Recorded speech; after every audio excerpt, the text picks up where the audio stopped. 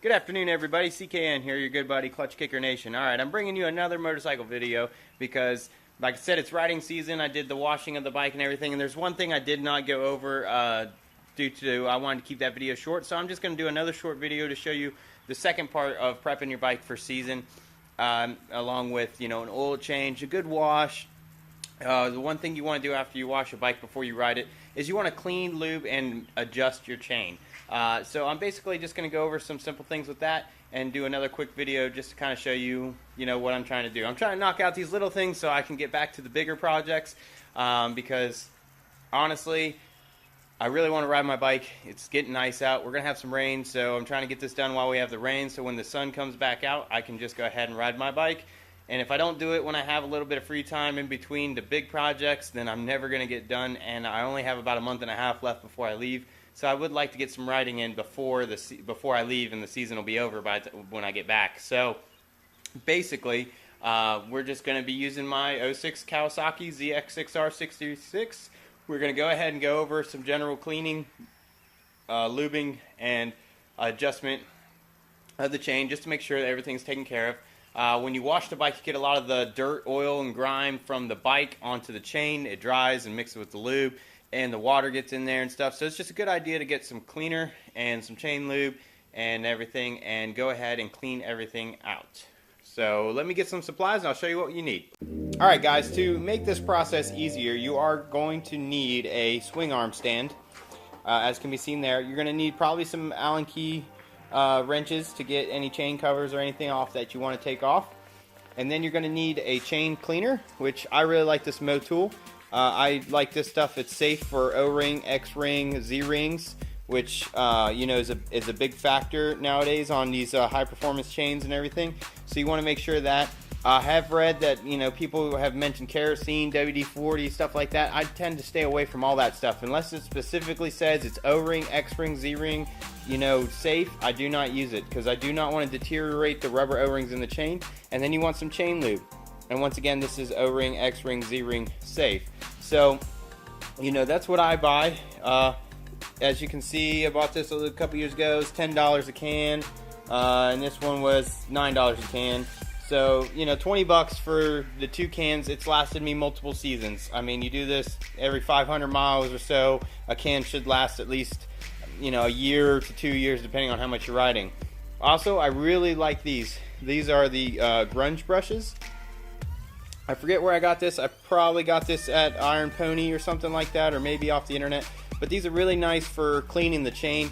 They fit right on top of the chain. You can rub it. They also got the long extendable brushes where you can get in there and get it real clean. You're going to need some rags.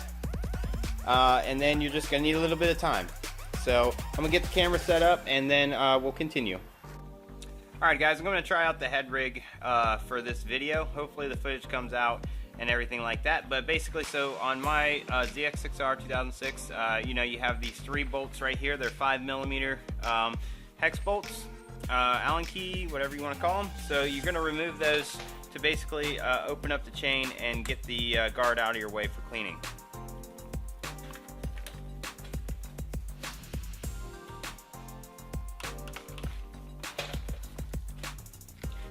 Alright, so however you want to do this, I pretty much just go ahead and know that I'm going to have to clean the wheel up some more when I'm done. I don't really worry about it too much.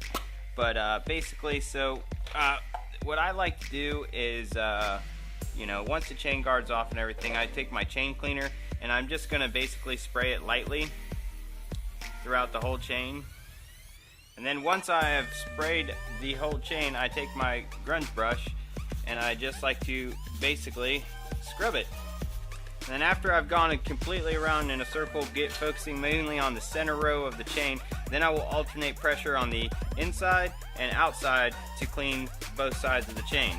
Now, normally my bike's filthy and I don't even put a rag there, but I did just clean it and I'm trying not to get it too dirty so I don't have to spend too much time cleaning it. But yeah, so you're going to clean both sides of the chain.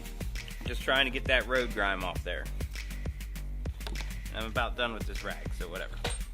Alright, now once I've taken my grunge brush and pretty much have gone over the whole thing, I'm going to just take the cleaner again and spray it and clean off everything. Okay, So now once your chain is clean, you're going to re-lube it. Now you'll see a lot of people talk about or show you that they spray the chain on the outside and they run this back and they keep spraying the chain and everything like that. I don't like to do it that way. What I find is that just causes all the lube to basically want to sling out. And that's not what we want. What we want is we want the lube to penetrate into your O-rings, into the chain itself, and everything like that. The way I found that that works out the best is by applying your lube on the underside of the chain. So what I like to do is spray my lube down here and let the chain roll in. That way the gravity pulls the lube downward through the chain and basically allows it to soak into the chain.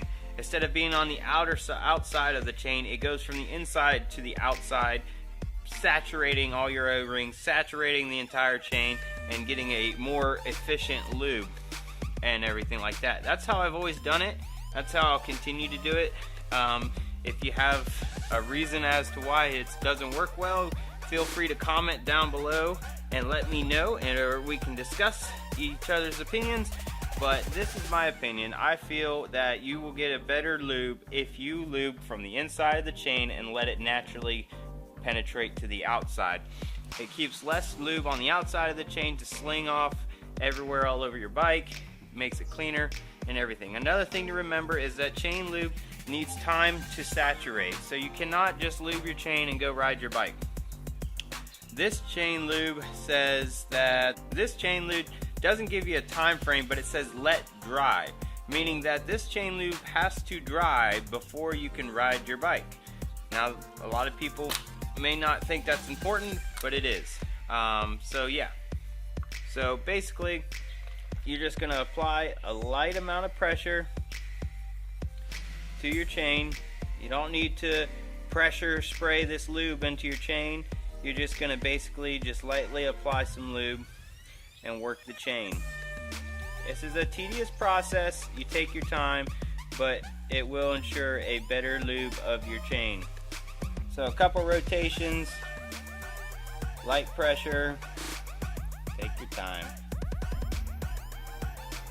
Alright, when it comes to chain tension, there's a different manufacturer specification for every bike and everything like that. But basically, all you need to do is you need to take a measuring device and find a nice spot in your chain and mark it, and then you're going to push up on the chain and see what your measurement is.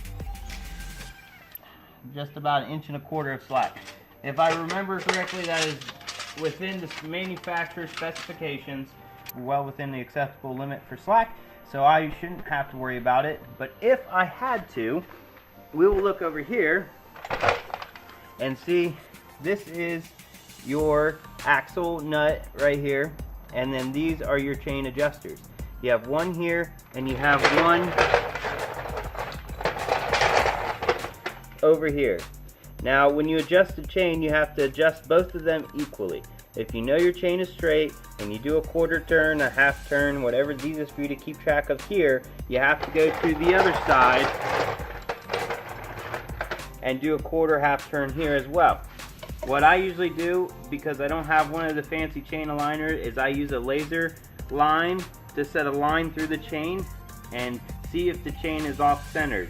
If I center it up with the sprocket, the laser, and then I notice that the chain walks away from the laser one way or the other, I know that I need to adjust this side or the other side to straighten the chain back out.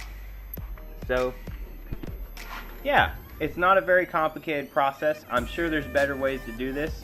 I work on cars, but I mess on anything that is mechanical, I guess. So I'm gonna try to take the best care of everything I have, and I do clean and lube my chain and check its slack as periodically throughout the riding season.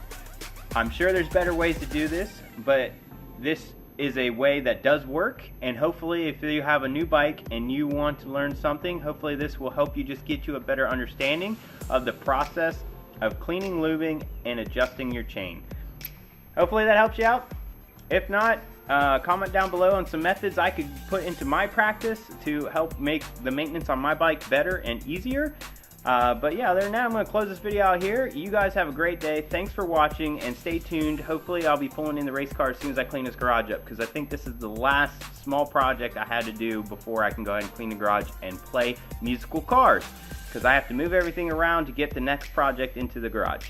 Alright, take care. See you later. Bye-bye.